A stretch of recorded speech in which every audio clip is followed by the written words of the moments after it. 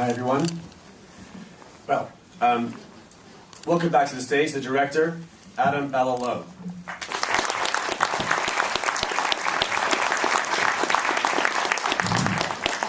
Wow. So I want to bring up two people. First, I want to bring up Alex Moyer. She was one of our editors. She's in the restroom. Oh. Well, she'll be back. And I want to bring up Cody Wilson.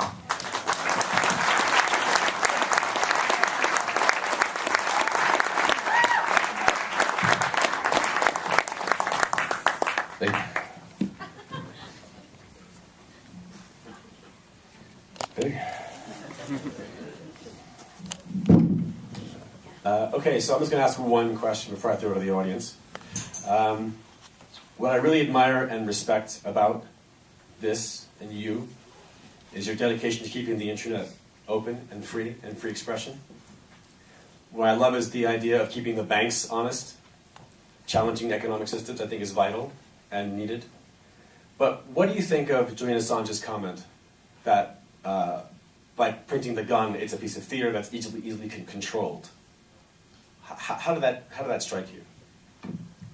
I defer to Assange in all critical matters. I mean, I would never say that he's wrong. I wouldn't say he's publicly wrong, but Assange always analyzes things in their literal, immediate terms. Like he uses the words hard power, soft power, right? He's always doing the immediate calculus. And I agree. I think theater, and especially in the past, things that can be televisualized are most often able to be more successfully used by the dominant situation. But look, we live in a period with the internet. We live in a period of multiplicative images and meme magic, right? Like no single power, no multiplicity of powers can control the effect of an image, the effect of video sequence. Or even, in the case of one of our later videos, we can take video of them and telescope it into something else. I mean, there is no final stop. So I'll say yes, Assange is correct. The state was able to use that moment more successfully in many ways than I was. But it's a cycle. Perhaps I'm able to use the next moment, and then they're able to use the moment after that. There's no final stop. Is that fair? Yeah. Well, I mean, what I'll add to that is Assange isn't a millennial. Assange and his crew won Crypto Wars round 1. He mentioned that. And we're trying like hell to win round 2. But that doesn't mean that, none of us believe that it's over after that. It implies the third round. Okay, I'm going to ask the audience if they have maybe have some questions or not. Yes, ma'am. So I'm very curious as to what philosophies or philosophers have influenced you, because you mentioned hermeneutics. Could you say that and talk a bit louder? Oh, really? All right. Just so everyone can hear you. Take my mic. Or the mic. No, I hate that. I just get all nervous. All right, so I'm intrigued because that was obviously provocative, and I'm just wondering what philosophers or philosophies influenced you, because there was Baudrillard mentioned in hermeneutics, and obviously there's a lot you've read, so I'm just wondering what you think. I recommend everybody read Sloterdijk's You Must Change Your Life. It's a great book right now. I'm going through it again. The future is Nietzschean, right? Going beyond good and evil, a philosophy for the future. We must all become new philosophers. And everything else you saw up there was syncretism over the course of many years. I mean, what I was talking about in the beginning of my fascination with Baudrillard and Society of the Spectacle, that's fun. It's fun when you're in college. But there's other things. Hey, you know what? Nietzsche's the perfect adolescence philosopher, right? He's also the philosopher of the future, and you live your life in Nietzschean terms, even if you don't know. So you mentioned, sorry, I'm from DC, so I had to ask, what was your favorite place when you went to Washington, D.C.? Oh, shit. I just went to DC. You could say restaurant. Yeah, it would be the food. I haven't suffered a lack of meals lately. Favorite place in DC. Look, the Potomac smells, and I try to get out as fast as I can. I don't like it. Any other questions? Yes, sir. Yes, sir. The chap behind you. I'll come back to you in a second, sir. No, in between you two. So I'd like to understand, what is your final goal? What is it you're trying to accomplish? Did you guys hear the question? What's the final goal? What is he trying to accomplish? It's not a 3D printed gun. Well, okay, What is it? I'll give it to you. With 3D printed guns, the idea was, we really believed that the internet means one day you're going to be able to download a gun, and that was like a proof of concept, if you will. I mean, if the materials were inadequate, so what? Give us a little time, right? And you should see some of the stuff we've messed with in the past few years that I can't put online, right? It's there and getting there. But I mean, I never wanted to just be, oh, the guy that put the gun online. I just believe in this alternative method of politics. Maybe even, like if Amir is a romantic for politics, I like the ironic effects of politics after the situation has declared that politics are over. No, politics are still here, and oh my God, it's terrible that they come back. So it's not about a file. It's about creating something destructive. Absolutely, I believe that we can, in order to create right now, we must destroy that which is falling must be pushed, and I'm sorry to harp on it, right? But that's the situation, guys. So that's a good question, because it's a question that was posed to me throughout the making of this film many, many times. You know, I tried so many times to ask all these guys that I asked that question. What's the end goal? What's the end goal? They were never able to really correctly and succinctly illustrate it for me. And because I think, to a certain degree, these guys are young. I mean, when we started, he was like 24. He's still figuring his shit out. So I think, to a certain degree, he created something. He created this monster, in The Liberator, specifically. And then he started to try to figure out what, and this is just my opinion, he was sort of along the way figuring out, okay, what was the goal? What is the goal?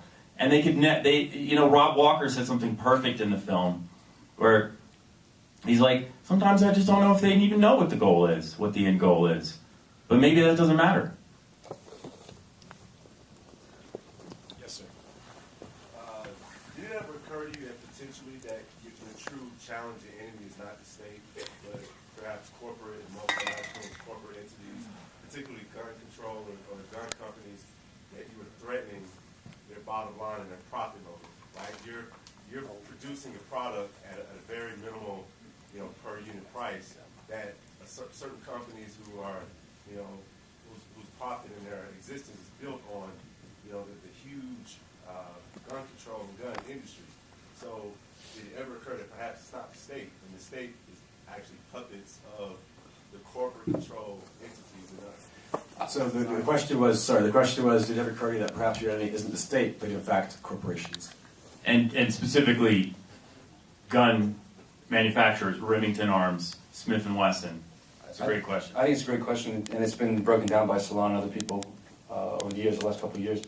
Look, the NRA doesn't like me. NSSF rejected my membership. They're an industry lobby. I just had to crash their big party in Vegas this last week before I got here. And there's this kind of unofficial, right, I only can exist in back channels with these people.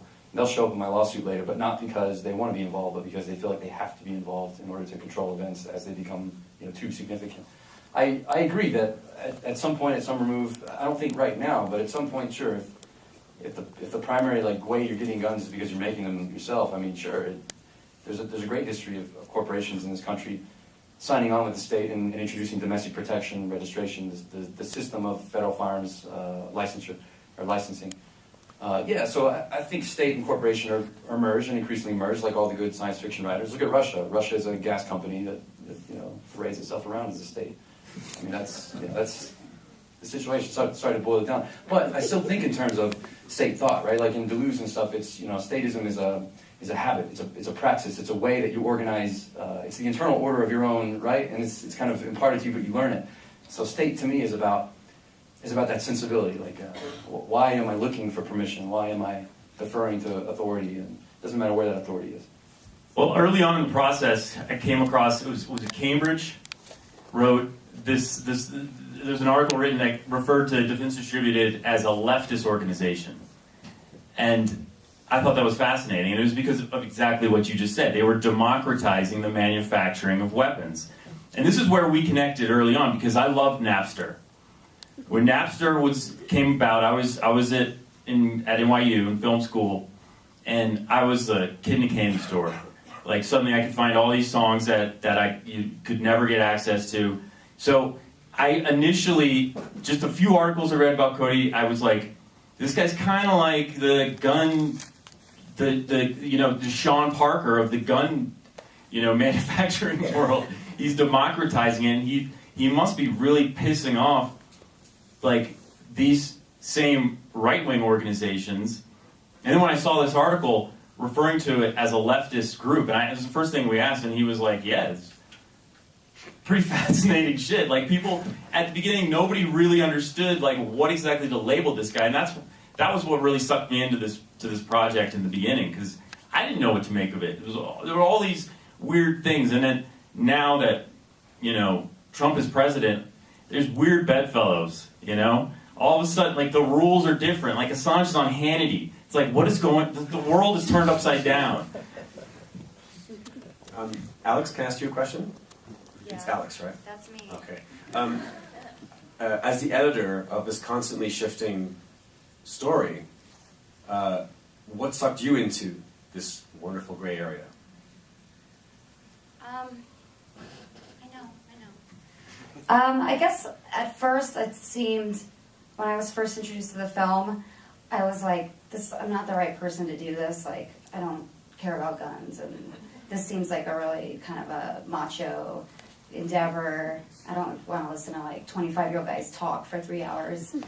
But then I started, as time was going on, thinking, wait, this is connected to this, this is connected to this, this is connected to this. And, what really did end up happening is that by the end, they seemed pretty far out when I first came on board, but they don't really seem that far out anymore. And I found a way to draw my own conclusions, and I changed my mind about a lot of things here. So, and that's been like a really great experience for me. Yeah, the edit really challenged a lot of my philosophies too when I was watching. Yeah. This conversation. And also, I have to say, I edited it with Jay Rabinowitz, who's a great editor, but he's not here tonight. Oh, okay. I'll come to you, and I'll come back to you. Yes, sir, in the back. Yeah. That's you. Sorry. Go ahead. Here. But the movie, you showed The Liberator, and then it was all about, massacres. And the implication is that we can't have this because we'll have more school massacres kind of thing. Between the two of you, did you ever talk about the counter-argument that guns can help stop massacres, or that guns like this could help, Black Lives Matter, or that guns, this might help ISIS, or this kind of technology might hurt ISIS? I thought that was represented in everything that Cody and Amir are basically saying. One of my questions. Do you think you were taking a side there, or? I was more trying to tether it back to the fact that this is why this is relevant in the world. It's happening all over the world. There's destabilization all over the world, and guns are a huge part of that. So I don't know. I thought it was important to contextualize what was going on besides this character study. So if